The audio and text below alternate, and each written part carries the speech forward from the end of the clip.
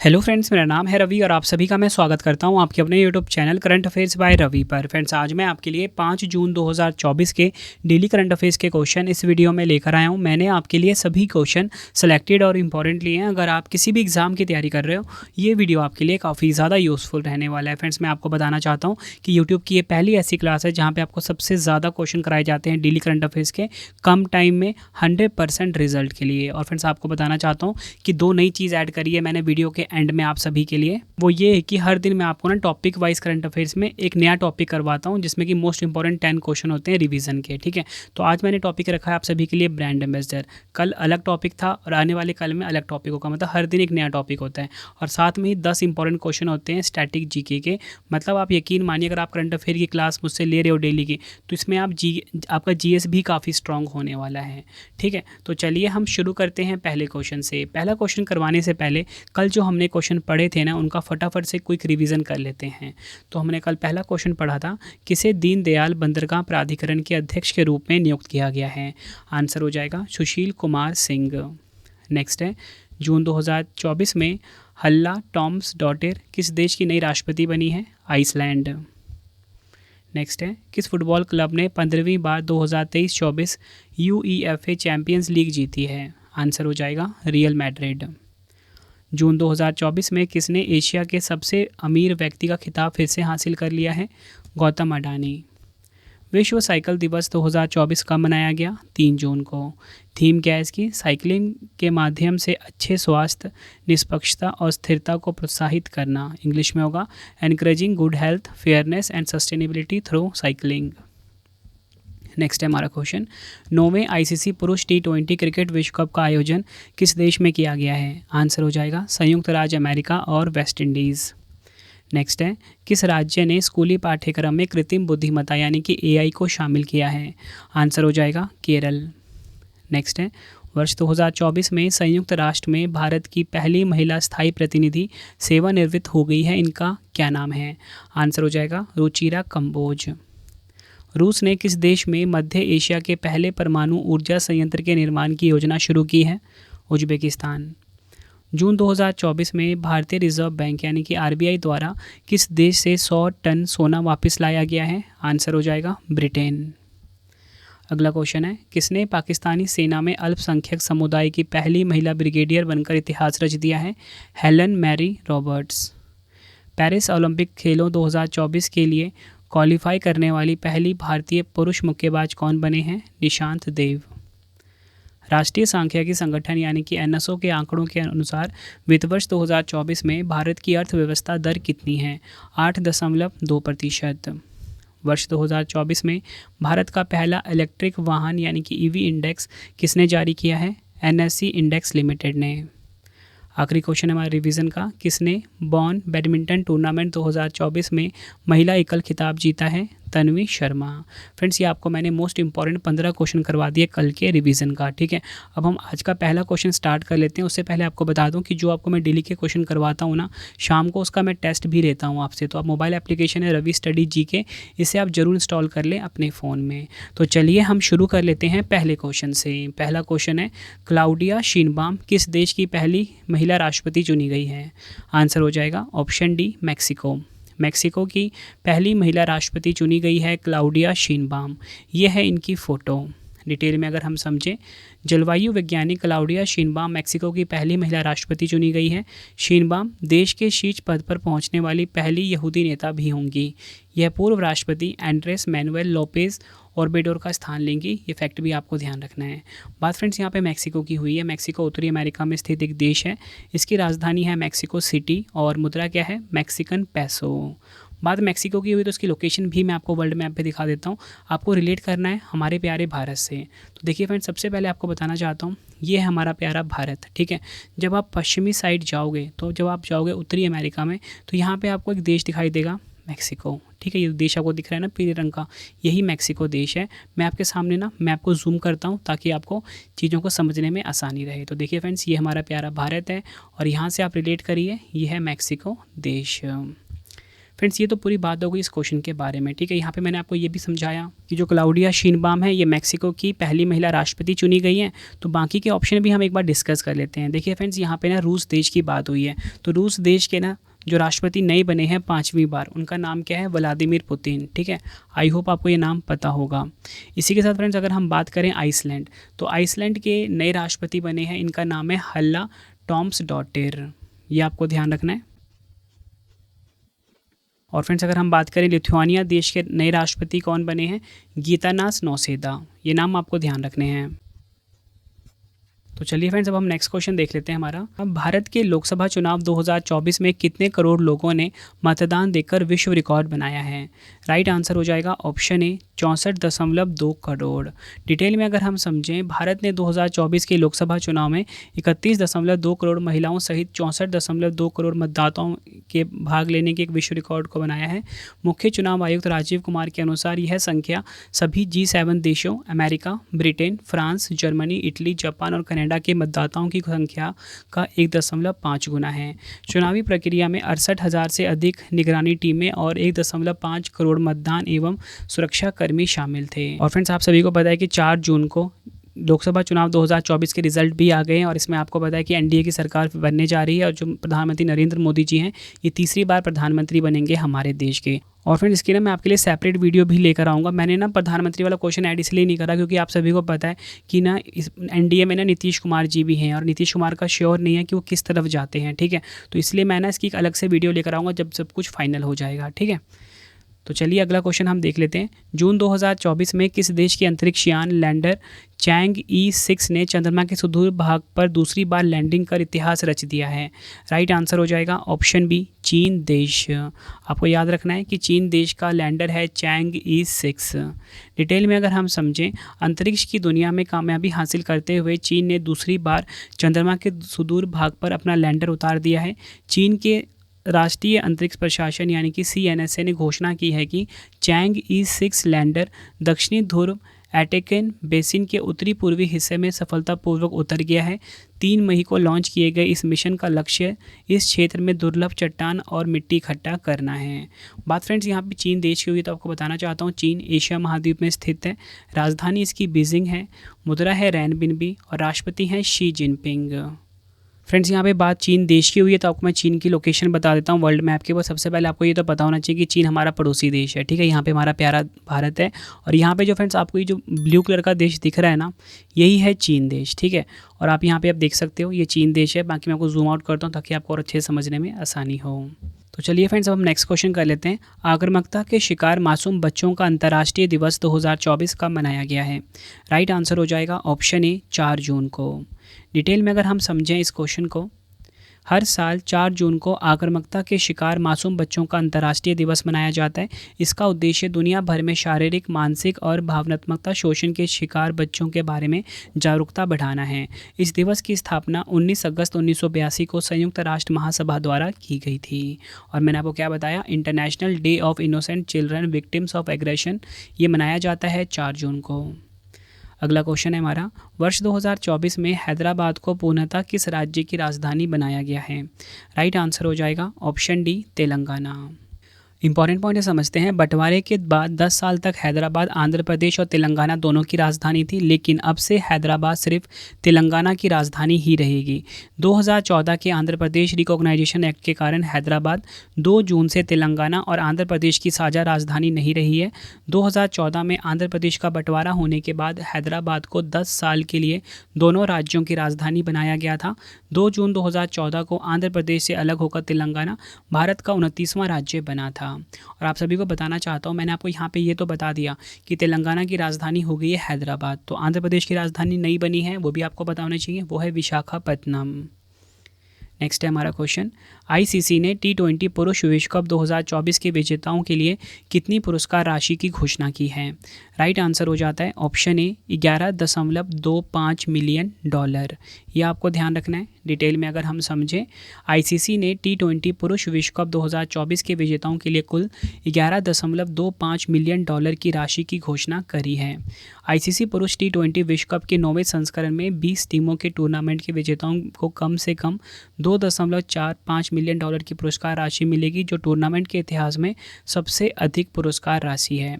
उपविजेता को कम से कम 1.28 मिलियन डॉलर मिलेंगे।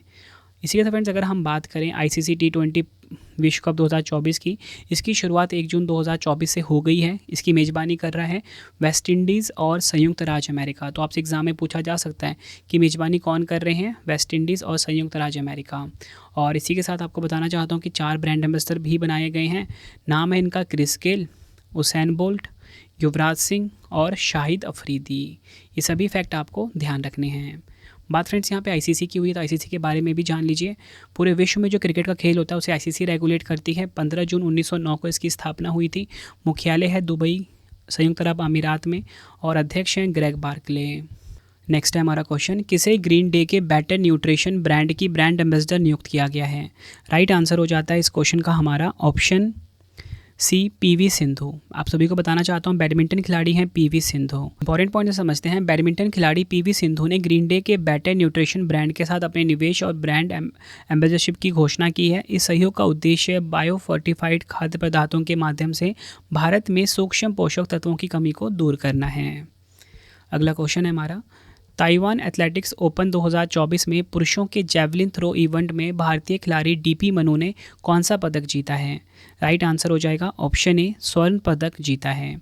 डिटेल में अगर हम समझें इस क्वेश्चन को, भारतीय एथलीट DP मनू ने चीनी ताइपे में ताइवान एथलेटिक्स ओपन 2024 टूर्नामेंट में पुरुषों के जैवलिन थ्रो इवेंट में गोल्ड मेडल जीता है। DP मनू ने भाला फेंक फाइनल में अपने आखिरी प्रयास में 81.58 मीटर की दूरी दर्ज की है और अपने पोडियम पर शीर्ष स्थान हासिल करा है। एग्जाम के लिए काफ़ी इंपॉर्टेंट क्वेश्चन रहने वाला है ये आपके लिए। नेक्स्ट है हमारा क्वेश्चन, भारत के पूर्वोत्तर क्षेत्र का दूसरा भारतीय प्रबंधन संस्थान यानी कि IIM यानी कि इंडियन इंस्टीट्यूट ऑफ मैनेजमेंट किस राज्य में खोला जाएगा? राइट आंसर हो जाएगा ऑप्शन सी, असम राज्य में।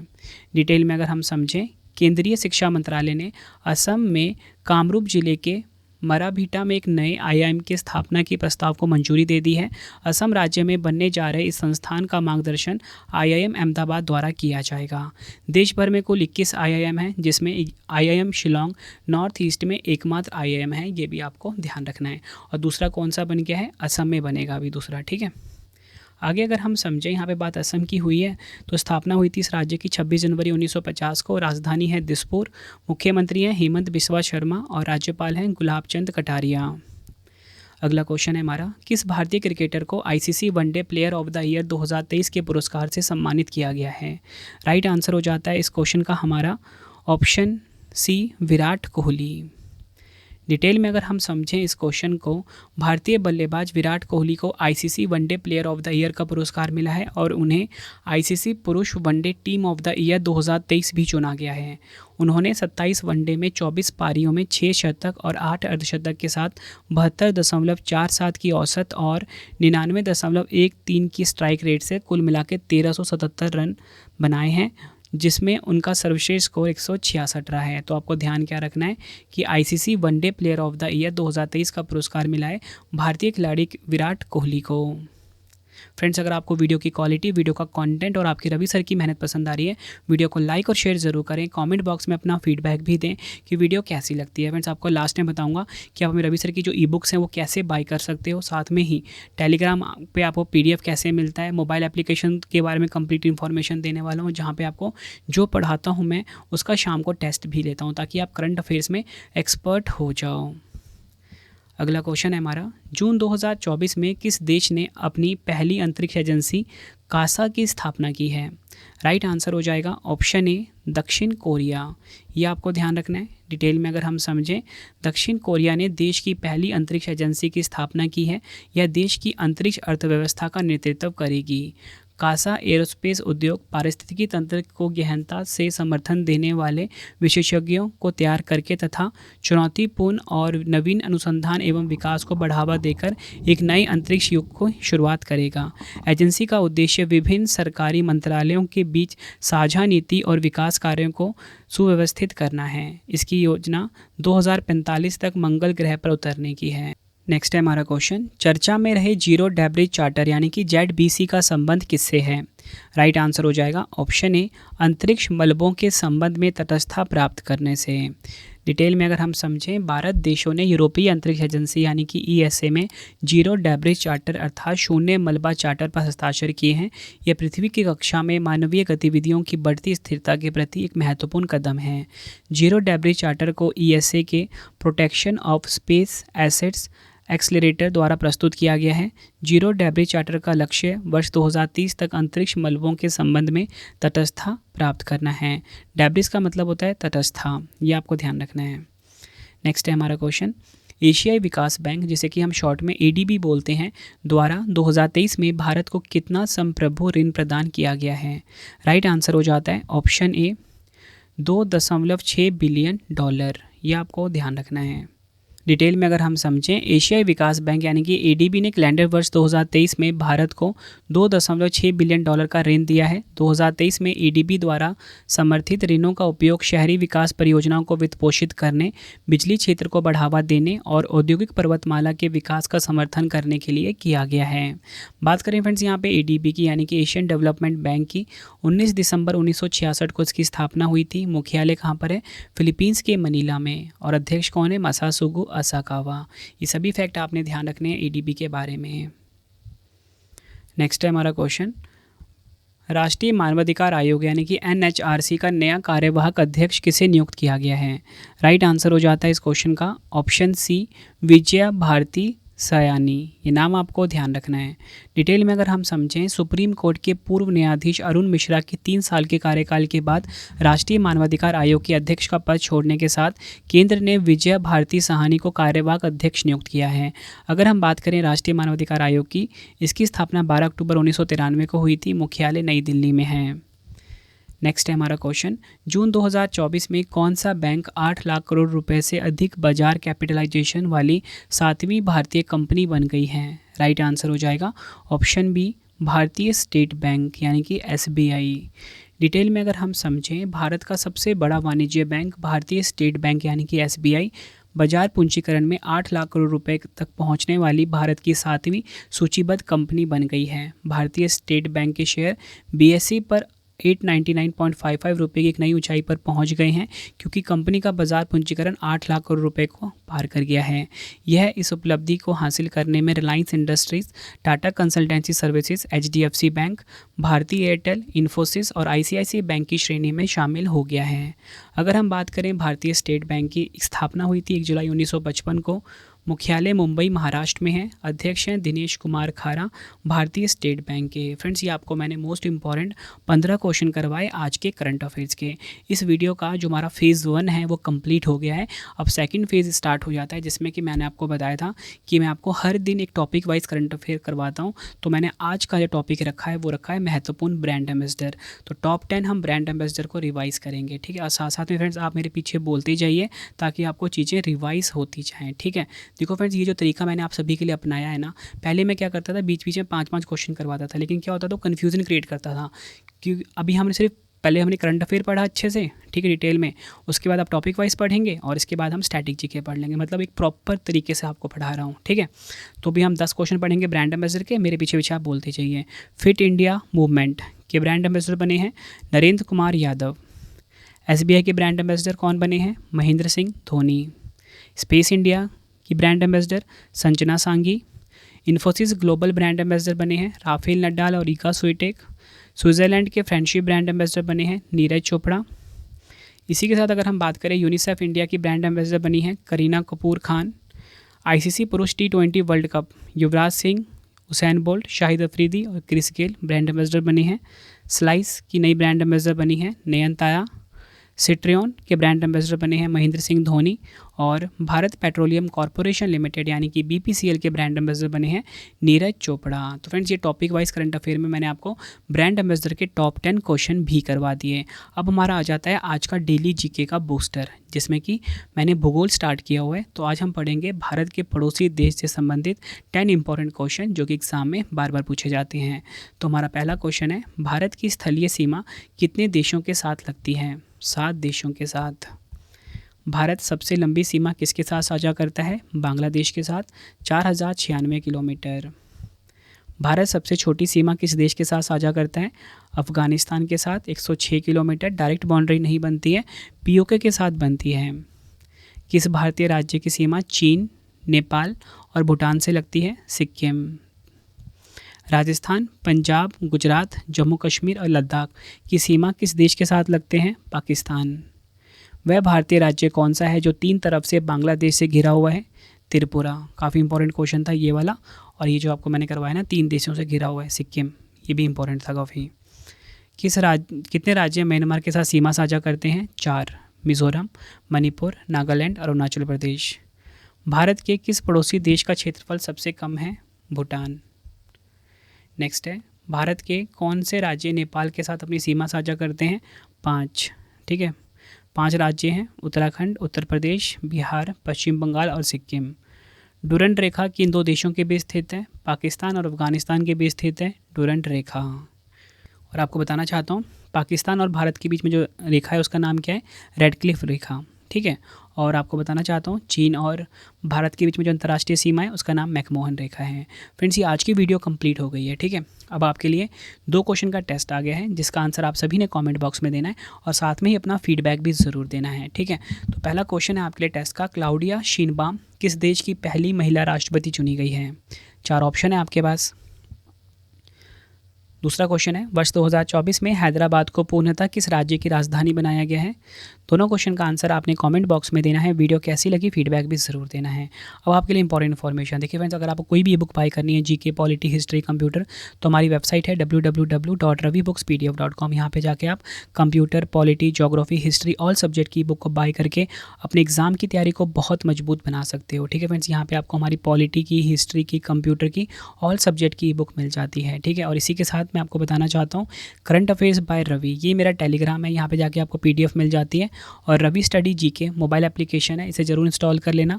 फ्री टेस्ट में जाके आप टेस्ट लगा सकते हो। ठीक है, और एक छोटी सी मेरी आपसे रिक्वेस्ट भी है। देखो फ्रेंड्स, काफ़ी स्टूडेंट ऐसे हैं जो कि टेस्ट लगा रहे हैं काफ़ी टाइम से। देखो फ्रेंड्स, कुछ स्टूडेंट्स ऐसे हैं और कुछ लोगों ने क्या किया है, इसकी ना रेटिंग ख़राब कर दी है मेरे एप्लीकेशन की। ठीक है, तो आपको क्या करना है फ्रेंड्स, अगर आपको मेरा जो एफर्ट्स है ना पसंद आ रहा है, तो आप ना प्लीज़ को ना 5 स्टार रेट करके अच्छा सा रेटिंग कर देना, ताकि ये ना मतलब जो मेरा एप्लीकेशन है इसकी रेटिंग बढ़ सके। ठीक है, देखो फ्रेंड्स, मैंने बहुत खर्च किया है इस एप्लीकेशन को डिज़ाइन करने में। मैंने ये एप्लीकेशन है बहुत ही बड़ी कंपनी से बनवाया है, और आप देख रहे होंगे जो आप टेस्ट लगा रहे हो काफ़ी प्रोफेशनल फील हो रहा होगा इसमें आपको। ठीक है, तो ये जो रवि स्टडी जीके जो एप्लीकेशन जब आपको फ़ोन में इंस्टॉल कर रहे हो, टेस्ट लगा रहे हो काफ़ी दिनों से, तो ना गूगल प्ले स्टोर में वहाँ पर ऑप्शन आता है रेट दिस ऐप, तो आपको ना इसकी रेटिंग को बढ़ानी है। ठीक है फ्रेंड्स, ये छोटी सी मेरी आपसे रिक्वेस्ट है।